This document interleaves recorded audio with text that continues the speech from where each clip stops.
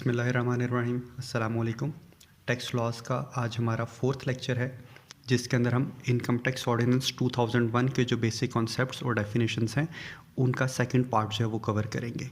तो पहले हम देखते हैं कि हमने फर्स्ट पार्ट में क्या क्या डेफिनेशंस पढ़ ली थी।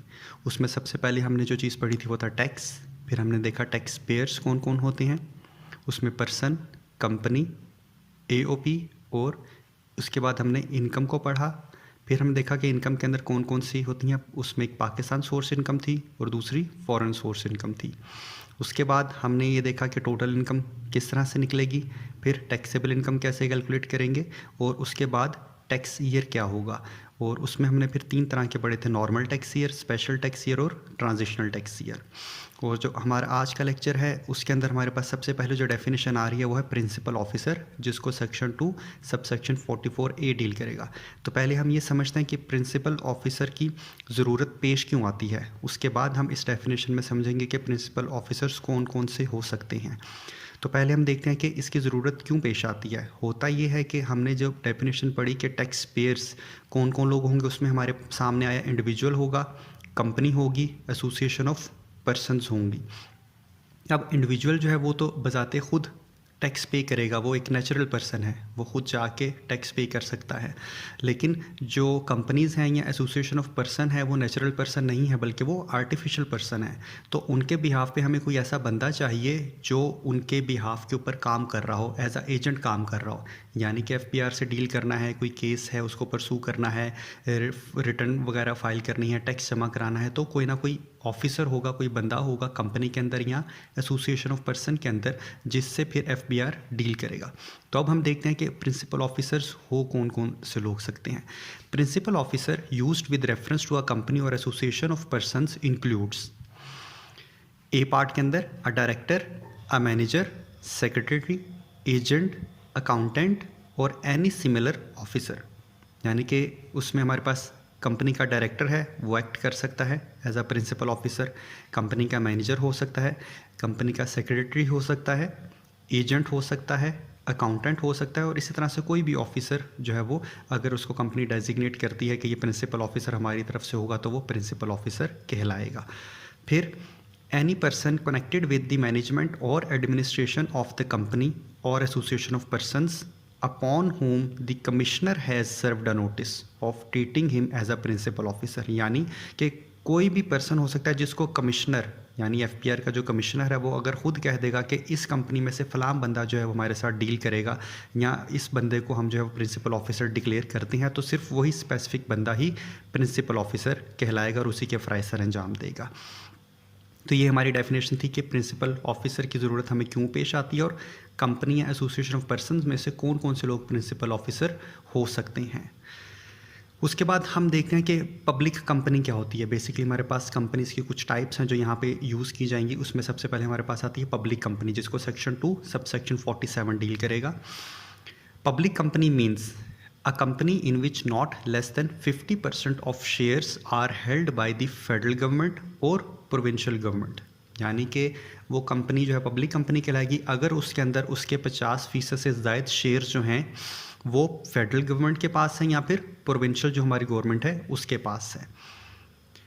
फिर a company in which not less than 50% of the shares are held by a foreign government और a foreign company owned by a foreign government.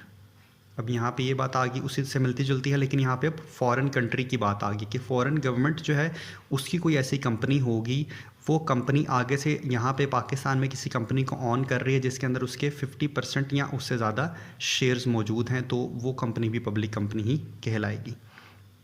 यानी यहाँ पे थोड़ा सा टेक्निकल पॉइंट ये है कि फॉरेन कंपनी तो होगी लेकिन उसकी ऑनरशिप भी उस फॉरेन जो गवर्नमेंट होगी उसके पास होगी, और वो कंपनी फिर यहाँ पे आके ऑपरेट कर रही है या यहाँ पे किसी और कंपनी के जो शेयर्स हैं वो हेल्ड कर रही हैं। फॉरेन गवर्नमेंट डायरेक्टली किसी कंपनी के 50% उससे ज़्यादा शेयर्स हेल्ड कर रही है, तो वो सारी की सारी कंपनीज पब्लिक कंपनी की डेफिनेशन के अंदर फॉल करेंगी।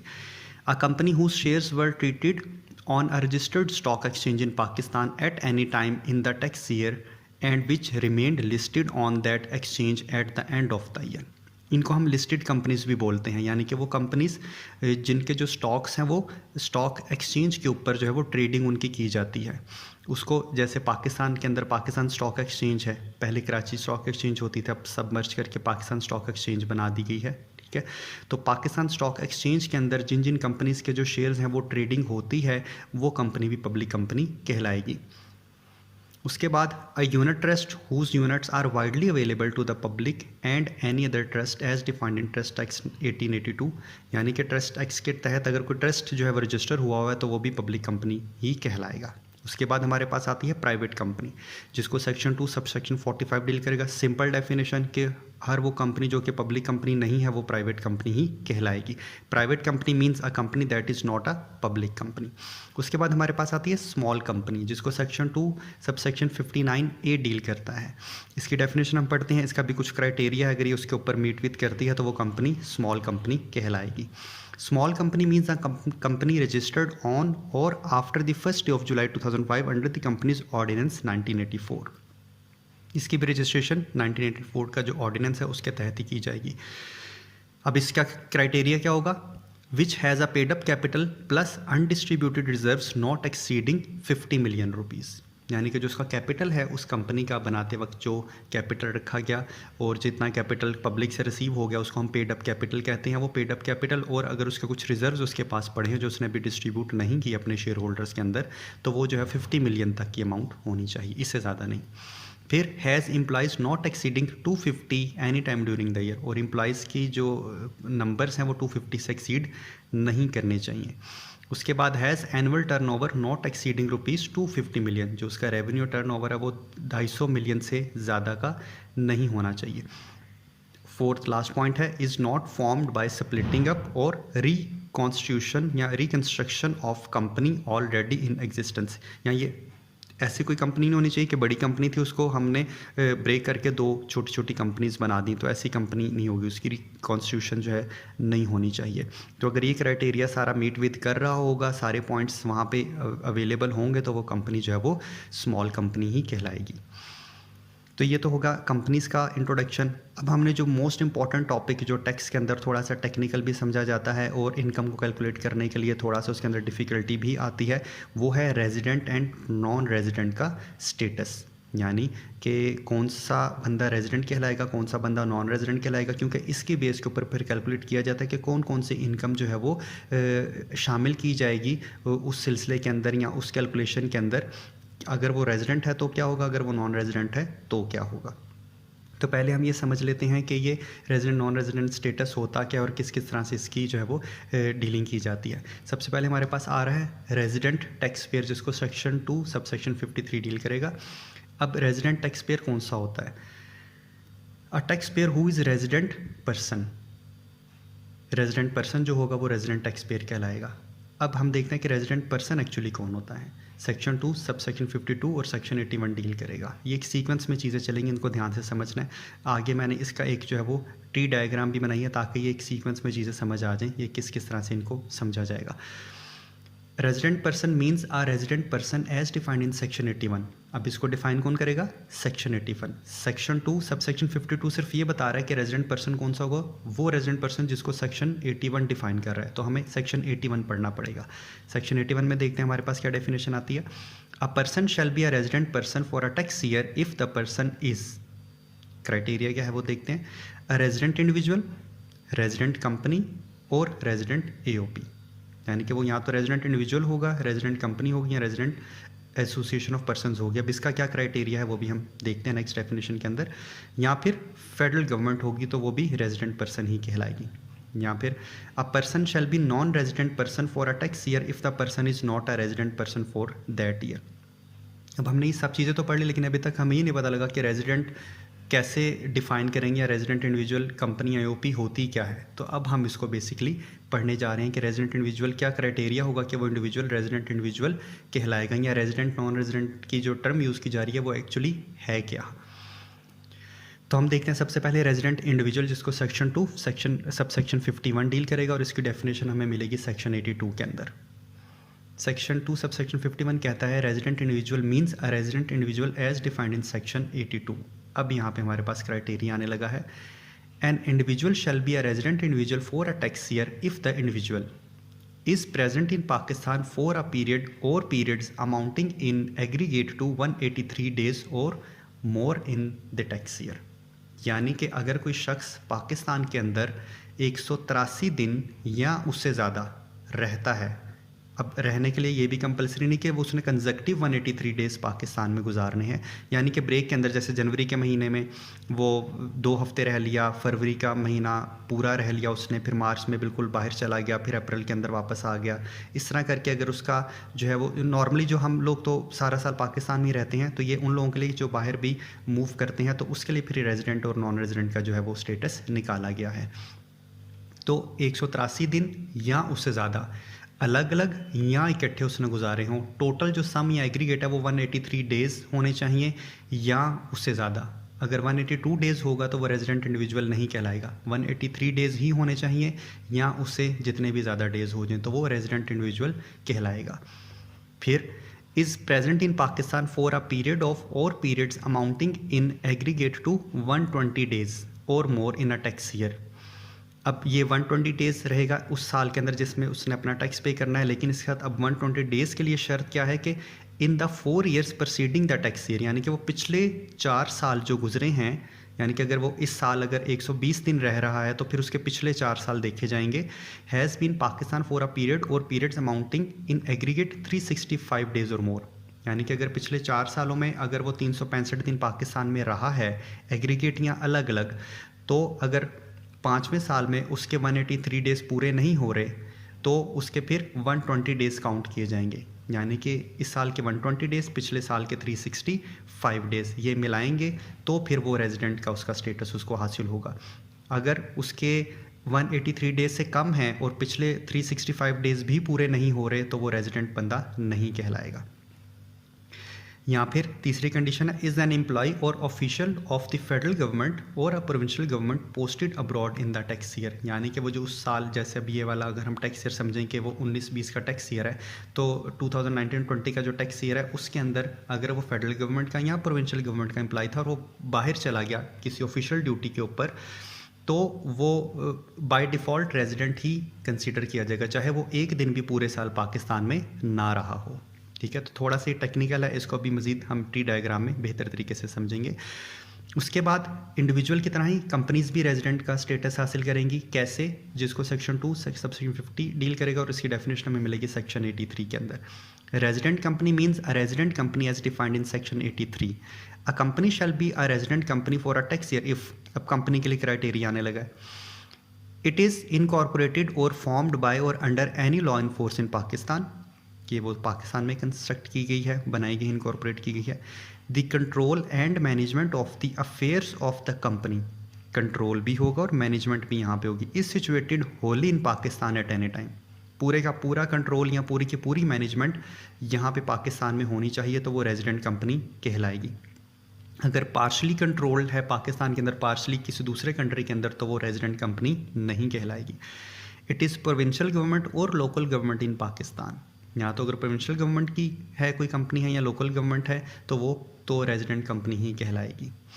उसके बाद हम देखते हैं कि रेजिडेंट एसोसिएशन ऑफ पर्सनस, ये जिसको सेक्शन 84 डील करेगा, उसके लिए क्या क्राइटेरिया है। इसका भी कंपनी की तरह से मिलता जुलता है। An association of person shall be a resident association of person for a tax year if the control and management of the affairs of the association is situated wholly और partly in Pakistan at any time in the year. Company के लिए criteria था कि उसकी management या control पूरे का पूरा पाकिस्तान में होना चाहिए। एओपी के लिए कंडीशन नहीं है, उसका पार्शली कंट्रोल पाकिस्तान में भी हो सकता है, पार्शली कंट्रोल किसी और कंट्री के अंदर भी हो सकता है, तो वो कंपनी जो वो रेजिडेंट एओपी कहलाएगी। अब यहाँ पे हमारे पास क्वेश्चन ही आता है कि हम ये रेजिडेंट स्टेटस पढ़ क्यों रहे हैं या नॉन रेजिडेंट। होता ही है कि जब हम इनकम कैलकुलेट करने की तरफ जाते हैं, जैसे हमने पहले डेफिनेशन में भी पढ़ा है कि अगर तो वो रेजिडेंट है तो उसने पाकिस्तान में जितनी भी इनकम कमाई वो सारी की सारी कैलकुलेट की जाएगी, और जो बाहर के कंट्री से उसने इनकम कमाई वो भी उसकी इनकम का पार्ट बनेगी। ये चीज़ें हम अभी आगे जाके इन डिटेल पढ़ेंगे। यहाँ पे मैं बस ये थोड़ा छोटा सा पॉइंट क्लियर करना चाहता हूँ। और नॉन रेजिडेंट की सिर्फ पाकिस्तान के अंदर जो उसने इनकम अर्न की थी वो इनकम उसकी इनकम का टैक्सेबल इनकम का पार्ट बनेगी। तो ये इस पर्पज़ के लिए हमें रेजिडेंट नॉन रेजिडेंट स्टेटस का ध्यान रखना पड़ता है। यहाँ पे एक ट्री डायग्राम बनाई है जिसमें मैंने कोशिश की है कि मैं आपको समझाऊँ कि सबसे पहले हमारे पास आ रहा था resident tax payer. Resident tax payer के आगे रेजिडेंट पर्सन आएगा, उस पर्सन के अंदर 4 चीज़ें हमारे पास आ जाएंगी, resident individual, resident company, federal government या फिर रेजिडेंट एसोसिएशन ऑफ पर्सन। आगे फिर हमने इनका क्राइटेरिया पढ़ा है, उसको मैंने यहाँ पे डिफाइन किया कि रेजिडेंट इंडिविजुअल 183 डेज़ और मोर अगर उसका स्टे पाकिस्तान में होगा, अगर इससे कम है तो हम देखेंगे कि अगर 120 डेज़ को वो मीट विद कर रहा है तो हम उसके पिछले 4 साल के 365 दिन ऐड करके उसका रेजिडेंशियल स्टेटस निकाल लेंगे। या फिर अगर गवर्नमेंट का एम्प्लॉई है और बाहर पोस्टेड है तो वो बाय डिफ़ॉल्ट रेजिडेंट इंडिविजुअल ही हमेशा कहलाएगा। फिर रेजिडेंट कंपनी है, अगर रेजिडेंट कंपनी पाकिस्तान में बनी है या बाहर बनी है, और बाहर के जो कंपनी अगर बनी है तो उसका मैनेजमेंट और कंट्रोल पूरा का पूरा पाकिस्तान के अंदर है, वो रेजिडेंट कंपनी कहलाएगी। या अगर प्रोविंशियल गवर्नमेंट लोकल अथॉरिटी की कोई कंपनी है तो वो भी रेजिडेंट कंपनी ही कहलाएगी। फेडरल गवर्नमेंट है वो भी रेजिडेंट जो पर्सन है उसकी डेफिनेशन में फॉलो करेगा। इस तरह से एओपी का होली या पार्शली पाकिस्तान में होना चाहिए। पॉइंट सिर्फ टेक्निकली याद रखना है कि अगर वो पाकिस्तान में रहा है या पाकिस्तान से उसकी रूट्स हैं या पाकिस्तान से कनेक्टेड है तो वो चीज़ बाय डिफ़ॉल्ट हमेशा रेजिडेंट ही कहलाएगी, और उसकी Pakistan source income plus foreign source income को हम कैलकुलेट करेंगे इनकम या उसकी टैक्स लायबिलिटी निकालने के लिए। और अगर कोई बंदा बाहर है और उसका ज़्यादातर काम बाहर ही है और वो इस क्राइटेरिया को मीट विद नहीं करता, चाहे वो इंडिविजुअल हो, कंपनी हो या एओपी हो, तो उसकी सिर्फ पाकिस्तान के अंदर अगर उसने आके कोई एक्टिविटी की है तो सिर्फ उसकी उतनी इनकम जो है वो टैक्सेबल होगी। तो ये इसके पीछे ग्राउंड है, यानी कि पाकिस्तान से किसी भी तरह की जो भी इनकम जनरेट की गई हो उसके ऊपर जो टैक्स है वो अदा करना पड़ेगा, चाहे वो पाकिस्तान का शहरी हो चाहे वो बाहर का शहरी हो। तो ये रेजिडेंट और नॉन रेजिडेंट का जो स्टेटस था उसको समझने की बहुत ज़्यादा ज़रूरत थी, और उम्मीद है ये आपको समझ आ गया होगा। बाकी इसकी जो बुक है वो कंसल्ट करेंगे आप, तो इसके साथ साथ जो है जो ऑर्डिनेंस पढ़ा जाता है उस ऑर्डिनेंस के अंदर भी काफ़ी सारी चीज़ें क्लियर हो जाएंगी। और जब हम इसके आगे फर्दर जाके लेक्चर्स पढ़ेंगे तो इंशाल्लाह उसके अंदर भी ये चीज़ें दोबारा से सब चीज़ें, यानी कि डेफिनेशन भी दोबारा सब की सब इस्तेमाल होंगी, और ये जितना भी हमने residential status non residential status से लिखा है या टैक्स पेयर और वो हमने समझा है सब चीज़ों को, तो इंशाल्लाह अगले लेक्चर्स के अंदर भी जाके मज़ीद चीज़ें जो आहिस्ता आहिस्ता रिफ़ाइन होती चली जाएंगी। तो ये डेफिनेशन वाला जो हमारा सेक्शन है वो इंशाल्लाह हमने कोशिश की है कि जो इंपॉर्टेंट है, इसके अलावा भी बेशुमार डेफिनेशन है टैक्स की, तो जहाँ जहाँ पे उनकी ज़रूरत होगी तो हम वहाँ पे उनको समझेंगे। अगर अभी सारी समझा दी तो सारी जो है वो मिक्सअप हो जाएंगी और कुछ भी चीज़ जो है वो समझ नहीं आएगी। अभी हमने एक सीक्वेंस कोशिश किया क्रिएट करें कि सीक्वेंस के अंदर ये जो चीज़ें आगे जाके इस्तेमाल होनी, यानी कि एक ओवरव्यू हमें लेआउट मिल गया डेफिनेशंस का कि ये चीज़ें आगे जाके जो है वो इस्तेमाल होंगी।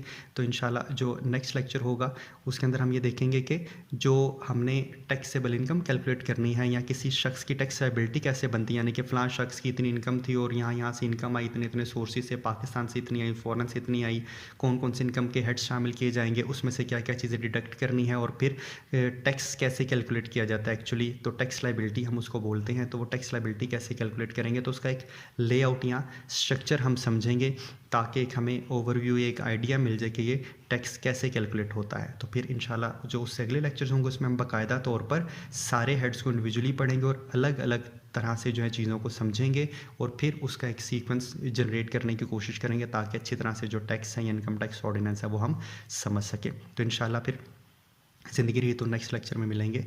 अल्लाह हाफ़िज़।